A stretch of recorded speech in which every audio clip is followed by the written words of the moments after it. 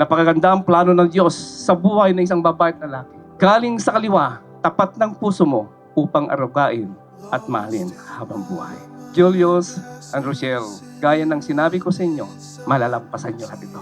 Basta manatili sa inyo ang salitang Christ, si Kristo, ang dapat mamagitan sa inyong pagsasama. Sun's rising slow, fighting sleep in the glow, feel it all.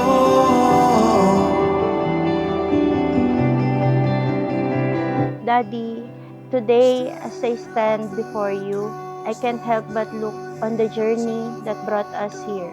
14 years ago, through every season of life, every challenge, every success, and every ordinary day in between, we chose each other again and again. 'Cause you're still on my mind, love. Sana masaya kayong palagi. At ang pagsasama ninyong mag-asawa ay maging walang away. Meron man, magkakabati, magbabati agad, hindi matagalan.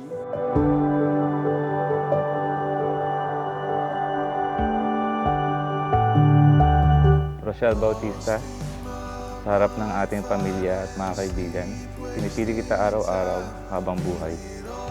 I promise to be here for you.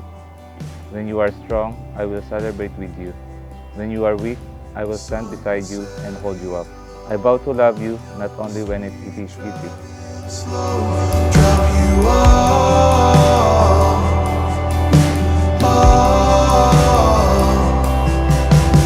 I feel it most, take your I already knew that you were the person I wanted to spend my life with.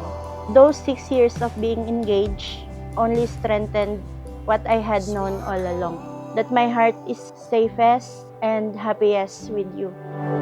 'cause you're still on my mind, love. You're still who I dream about. You're still on my mind, love. I would give you the ability to see yourself through my eyes. Only would you realize how special you are to me. I will not marry you so I could live with you. I will marry you because I cannot live without you. I love you forever and always. Rochelle. You're still on my mind, love.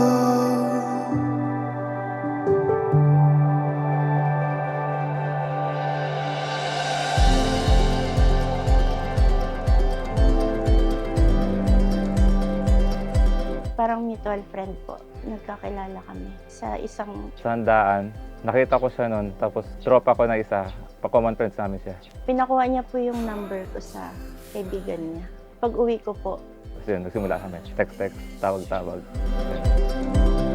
Faded lines, then there's you. nung una kasi, 6 years siya sa Qatar. Ngayon, US siya. US. Pag-uwi ko galing Qatar, nag-propose ako sa kanya, 2020. Sinurprise ko siya na nag-propose ako sa anniversary namin.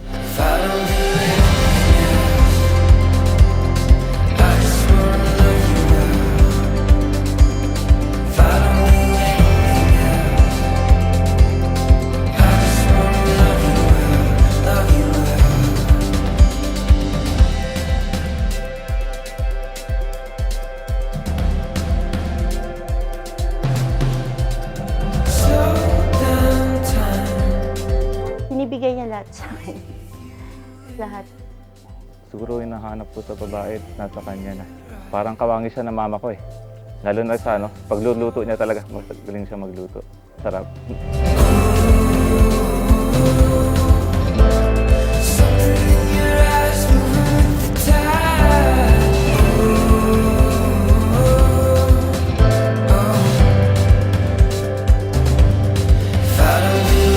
Today, I become your wife, but more importantly, I remain your best friend, your partner, and your biggest one.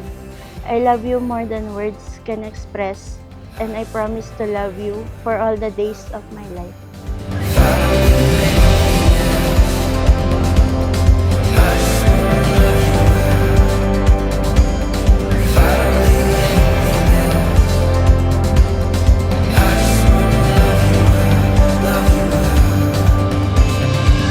And I promise to lead our family with love, humility, and prayer.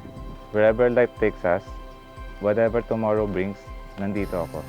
I am not perfect, sometimes I make you mad, but no matter what, you're the love of my life.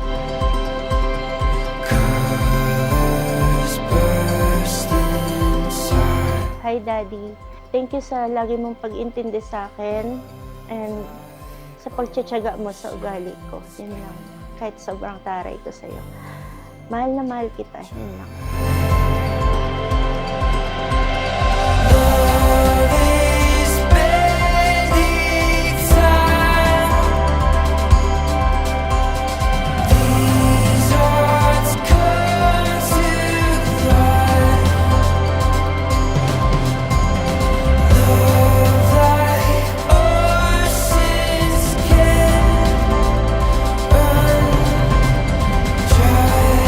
I promise to stand beside you through life's joys and challenges. I promise to listen and love you with all that I am.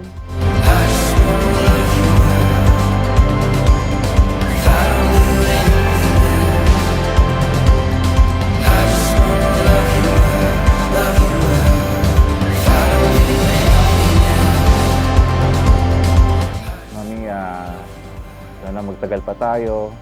Malalagpasan natin yung mga problema na dumarating. Maging mas masaya pa tayo. Naway, babiyayaan na tayo ng anak. I love you forever and always.